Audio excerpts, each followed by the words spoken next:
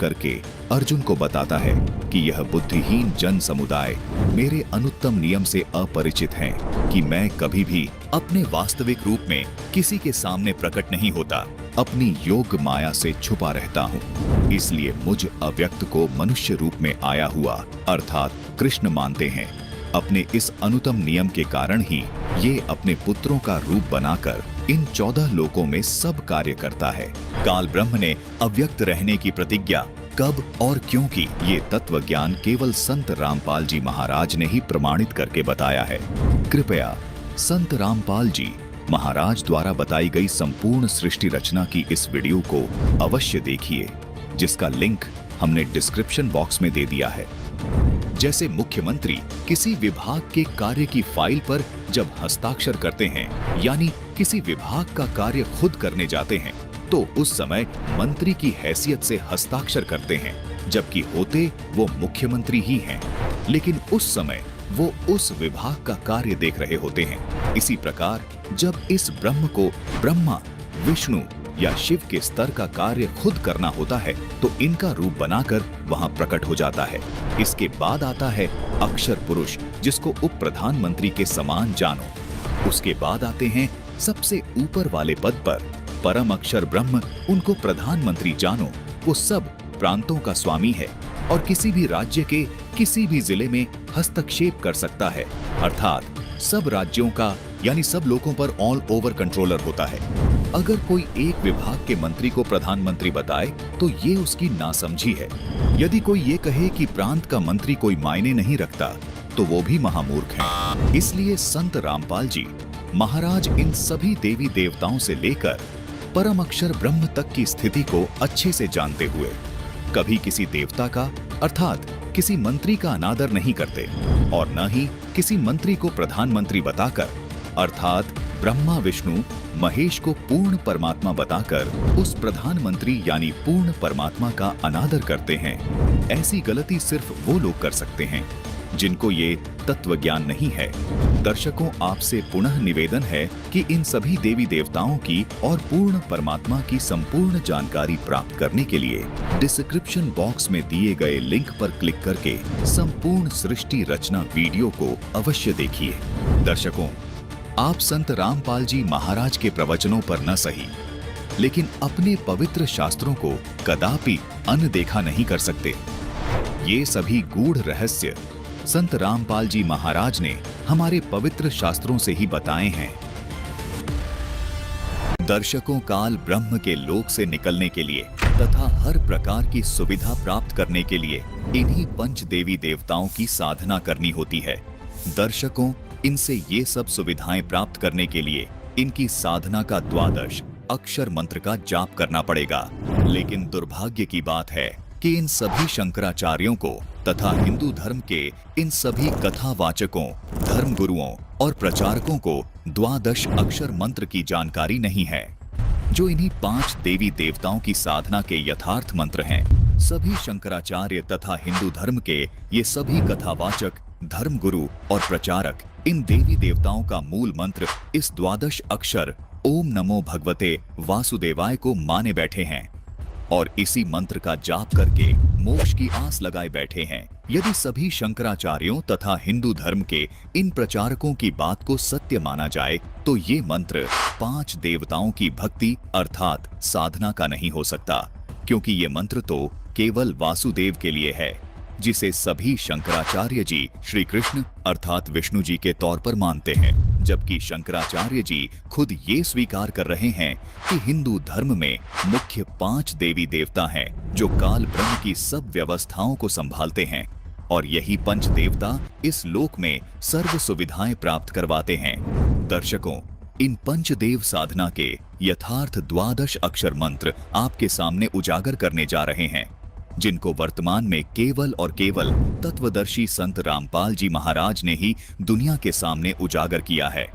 तो आइए देखते हैं मनु और शतरूपा जी इन 5 देवी देवताओं के कौन से 12 अक्षर मंत्रों का जाप करते थे। दर्शकों, मनु और शतरूपा जी सतयुग के आदि में पंचदेव के यथार्थ मंत्रों का जाप करते थे, जिन मंत्रों को संत रामपाल जी महाराज भी प्रथम दीक्षा के समय में अपने शिष्यों को देते हैं। इन 5 देवों के मंत्रों के 12 अक्षर मंत्र इस प्रकार हैं, जिनका जाप मनु और सतरूपा जी करते थे। ओम, किलिम, हरिम, श्रीम, सोहम। दर्शकों, इस प्रकार इन अक्षरों को जोड़कर देखा जाए तो कुल 12 अक्षर बनते हैं। दर्शकों, ये 12 अक्षर का एक मंत्र कहलाता है और इस एक मंत्र को साधक को प्रतिदिन 108 बार करना होता है। यही वो 12 अक्षर मंत्र है। इनका जाप मनु और सतरूपा जी करते थे। ये आदि सनातनी पूजा के प्रथम चरण के मंत्र हैं। इन्हीं मंत्रों को संत रामपाल जी महाराज अपने शिष्यों को देते हैं। दर्शकों, आप सोच रहे होंगे ये जो ओम शब्द है, इसको एक ही अक्षर क्यों गिना गया, जबकि सुनने व बोलने में एक प्रतीत नहीं हो रहा। इस शंका के निवारण के लिए हमें गीता जी अध्याय 8 के श्लोक 13 को देखना होगा, जिसकी संस्कृत में लिखा है कि ओम इति एकाक्षरम, जिसके अनुवाद में लिखा है कि ओम इस एक अक्षर रूप का अर्थात ब्रह्म के नाम का चिंतन करता हुआ। दर्शकों, गीता जी से ये स्पष्ट हो जाता है कि ओम को एक ही अक्षर गिना जाता है। इसी प्रकार यहाँ शिव पुराण में भी प्रमाण है कि वह प्रणव ओम नामक एक अक्षर हो गया। इसी प्रकार रामचरितमानस की इस चौपाई में भी अनुवादकर्ता ने ओम को एक अक्षर गिना है, तभी ये 12 अक्षर होते हैं। दर्शकों, इससे स्पष्ट है कि शास्त्रों के आधार पर ओम शब्द को एक अक्षर ही गिना जाता है। दर्शकों, किसी भी श्रद्धालु को ये शंका नहीं रहनी चाहिए कि ये अक्षर सही हैं या ये वाले अक्षर सही हैं। जैसा कि आप इसी रामचरितमानस की इस चौपाई में देख रहे हैं कि यहाँ अक्षर शब्द लिखा है। यहाँ ये अक्षर शब्द संत भाषा में लिखा गया है, जबकि इस अक्षर शब्द को अगर हम शुद्ध करके लिखेंगे तो ऐसे लिखेंगे। इसमें ना तो च शब्द है और न ही छ शब्द है, लेकिन ये दोनों ही शब्द अक्षर का बोध करवाते हैं। अनुवादकर्ता ने 12 अक्षर शब्द का अर्थ द्वादशाक्षर किया है, यानी अक्षर शब्द को अक्षर लिखा है, जो बिल्कुल ठीक है। इसी प्रकार इन मंत्रों को व्याकरण की दृष्टि से देखने में भिन्नता नजर आ रही है, लेकिन ये इन देवी देवताओं के मूल मंत्र होने का ही बोध करवाते हैं। इसी प्रकार एक और शब्द है, ये देखिए, रामचरितमानस की इस चौपाई में लच्छी शब्द है, जो कि संत भाषा में इस प्रकार लिखा गया है, लेकिन यदि इस शब्द को शुद्ध करके लिखेंगे तो लक्ष्मी शब्द बन जाएगा। इसी प्रकार रामचरितमानस के इस दोहे में ओरु शब्द लिपिबद्ध है, जो कि संत भाषा के दृष्टिकोण से लिखा गया है, लेकिन अनुवादक ने इस शब्द का अनुवाद करते समय ओरु को और लिखा है। दर्शकों, दोनों शब्द समान अर्थ का बोध करवा रहे हैं। इसी प्रकार लच्छी को अनुवादक ने लक्ष्मी लिखा है, अर्थात लच्छी संत भाषा के दृष्टिकोण से लिखा गया है और लक्ष्मी व्याकरण की दृष्टिकोण से लिखा गया है, लेकिन दोनों शब्द श्री लक्ष्मी का बोध करवाते हैं। ठीक इसी तरह जैसे यहाँ ये किलियम शब्द और ये किलिम शब्द दोनों ही श्री गणेश जी के मूल मंत्र का बोध करवा रहे हैं। इसलिए सभी श्रद्धालुओं से निवेदन है कि आप ये देखकर भ्रमित न हो कि एक ही मंत्र अलग अलग तरह से क्यों लिखा अथवा बोला गया है। दर्शकों, ये आदि सनातनी पूजा के प्रथम चरण के 12 अक्षर मंत्र हैं। इन मंत्रों को केवल पूर्ण संत से लेकर ही जाप किया जाता है। तत्वदर्शी संत ही इन मंत्रों को जाप करने की विधि बताता है। आपको शंका हो सकती है कि इन मंत्रों का प्रमाण और किस ग्रंथ में है। दर्शकों, ये तो प्रमाणित हो ही चुका है कि आदि सनातनी पूजा के अंतर्गत आने वाले इन 12 अक्षर मंत्रों को सतयुग के आदि में सत सुकृत रूप में आए कबीर परमात्मा ने मनु और सतरूपा को दिया था, जिसके कुछ वर्ष बाद ये भक्ति लुप्त हो गई। दर्शकों, यही 12 अक्षर मंत्र कलयुग में आज से लगभग 600 वर्ष पहले कबीर परमात्मा ने इन 12 अक्षर मंत्रों का जाप अपने शिष्यों को दिया था, जिसका प्रमाण आपको कबीर शब्दावली के पेज 77 पर देखने को मिलेगा, जिसमें कबीर साहिब जी का एक शब्द है, कर नैनो दीदार महल में प्यारा है। कबीर साहिब जी ने अपने इस शब्द में इन 12 अक्षर मंत्रों को स्पष्ट लिखा है। वाणी है कि कर नैनो दीदार महल में प्यारा है। फिर आगे लिखा है, मूल कमल दल चतुर बखानो, किलिम जाप लाल रंग मानो, देव गणेश तहां रोपा थानो, रिद्ध सिद्धि चवर ढुलारा है, स्वाद चक्र शट दल बिस्तारो, ब्रह्मा सावित्री रूप निहारो, उलट नागिनी का सिर मारो, तहां शब्द ओंकारा है, नाभि अष्ट कमल दल साजा, सेत सिंहासन विष्णु विराजा। हरिम जाप तासु मुख गाजा, लक्ष्मी शिव आधारा है। द्वादश कमल हृदय के माही, जग गौरी शिव ध्यान लगाई। सोहम शब्द तहां धुन छाई, गण करे जय जयकारा है। षोडश दल कमल कंठ के माही, ते ही मध्य बसे अविद्या बाई। हरिहर ब्रह्मा चवर ढुराई, जहां श्रीम नाम उच्चारा है। दर्शकों, कबीर साहिब जी के इस शब्द में वो द्वादश अक्षर मंत्र स्पष्ट लिखे हैं जो सृष्टि के आदि में मनु और सतरूपाजी करते थे। यहाँ संत भाषा में शब्दों को अलग तरह से लिखा गया है। दर्शकों, संतों ने अपनी स्थानीय भाषा को मध्य नजर रखते हुए संत भाषा में इन द्वादश अक्षर मंत्रों को इस तरह लिखा है। व्याकरण की दृष्टि से इन द्वादश अक्षर मंत्रों को इस तरह लिखा जाता है, लेकिन ये सभी शब्द इन्हीं द्वादश अक्षरों का बोध करवा रहे हैं। आपको एक प्रमाण और दिखाते हैं।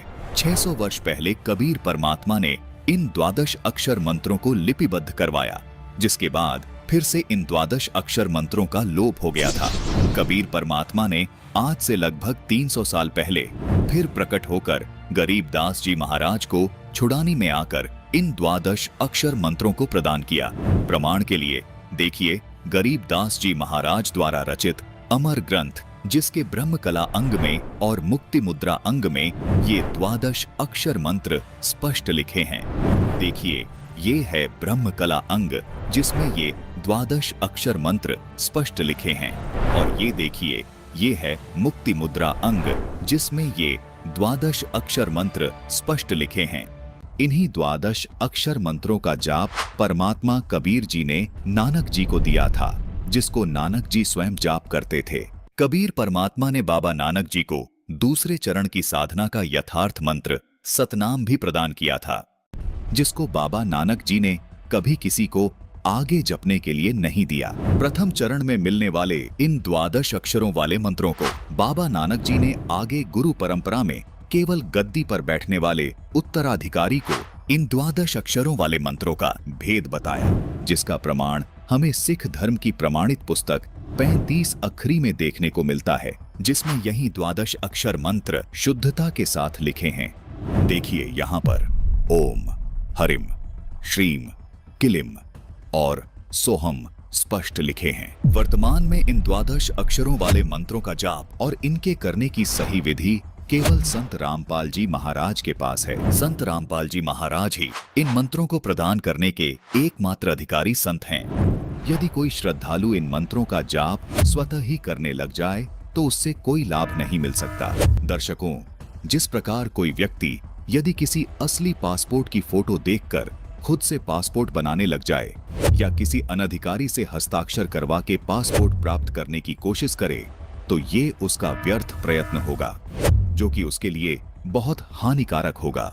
इसी प्रकार परमात्मा प्राप्ति के इन मंत्रों का जाप केवल अधिकारी संत से ही प्राप्त कर सकते हैं, जो कि वर्तमान समय में इन मंत्रों को देने के अधिकारी केवल संत रामपाल जी महाराज ही हैं। इन्हीं द्वादश अक्षर वाले मंत्रों का जाप संत रामपाल जी महाराज प्रथम चरण की दीक्षा में अपने शिष्यों को सन 1994 से दे रहे हैं। दर्शकों, ये द्वादश अक्षर मंत्र पंचदेव साधना के यथार्थ मंत्र हैं, जबकि ये तमाम धर्म गुरु ओम नमो भगवते वासुदेवाय को द्वादश अक्षर मंत्र बताकर आपको भ्रमित कर रहे हैं और खुद भी भ्रमित हैं।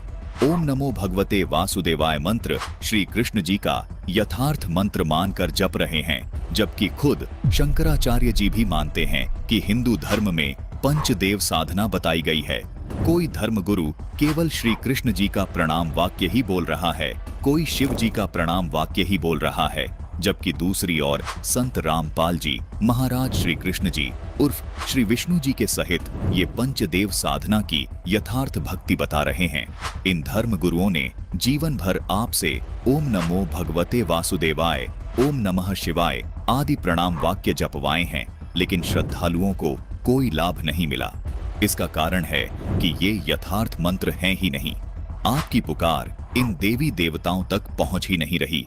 दर्शकों, इसको एक उदाहरण के माध्यम से समझने की कोशिश करते हैं। मान लीजिए आपको किसी मंत्री से लाभ प्राप्त करना है। अब उस मंत्री से लाभ प्राप्त करने के लिए या तो आपको उसके कार्यालय जाकर उनसे रूबरू होकर अपना कार्य करवाना होगा, या आप उनसे मोबाइल पर कॉल करके अपना कार्य उनसे करवा सकते हैं।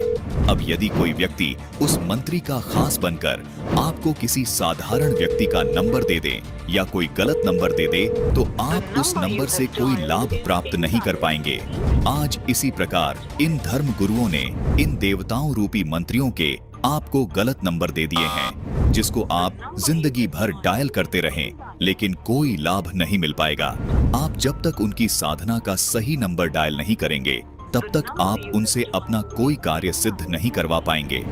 इन देवताओं के सही नंबर अर्थात वास्तविक साधना के मंत्र संत रामपाल जी महाराज के पास हैं। सभी प्रमाणित संतों ने पंचदेव साधना के इन्हीं मंत्रों का जाप किया है जो संत रामपाल जी महाराज बता रहे हैं। पंचदेव साधना के ये 12 अक्षर मंत्र विश्व कल्याण के लिए कितने महत्वपूर्ण हैं, आइए जानते हैं। भविष्यमालिका पुराण में लिखा है कि 2032 तक पूरे विश्व में सत्य सनातन धर्म प्रतिष्ठित हो जाएगा। ऐसा ही संकेत कबीर परमात्मा ने कबीर सागर में किया है कि सारा संसार सत्य भक्ति अपनाएगा और आदि सनातन धर्म पूरे विश्व में प्रतिष्ठित हो जाएगा। दर्शकों, आदि सनातनी पूजा के प्रथम चरण की ये पूजा ही विश्व में सनातन धर्म प्रतिष्ठित करने में अहम भूमिका निभाएगी। दर्शकों, आज विश्व के सभी प्राणी बेशक अलग अलग धर्मों में बटे हुए हैं। विश्व के सभी मानवों यानी स्त्री व पुरुषों के शरीर की संरचना एक जैसी है तथा इनमें बने कमल भी एक जैसे हैं। प्रत्येक साधक को परमात्मा प्राप्ति के लिए और मोक्ष प्राप्त करने के लिए इन्हीं कमलों से होकर गुजरना होता है। इन 12 अक्षर वाले मंत्र का जाप करने से ये कमल अपने आप खुल जाते हैं। हठ योग करने की कोई आवश्यकता नहीं है। जिस प्रकार ऋषिजन पहले हठ योग करके इन कमलों को खोलने का प्रयत्न करते रहे, जबकि कमलों को खोलने की आसान अवश्रेष्ठ विधि ये है जो संत रामपाल जी महाराज ने बताई है। यही विधि कबीर परमात्मा जी ने अपने शिष्य धर्मदास जी को बताई, अपने शिष्य गरीबदास जी को बताई। यही विधि बाबा नानक जी को तथा उन तमाम महापुरुषों को बताई जिनको कबीर परमात्मा स्वयं आकर मिले। इसी विधि से इन महापुरुषों का मोक्ष हुआ। इन सभी महापुरुषों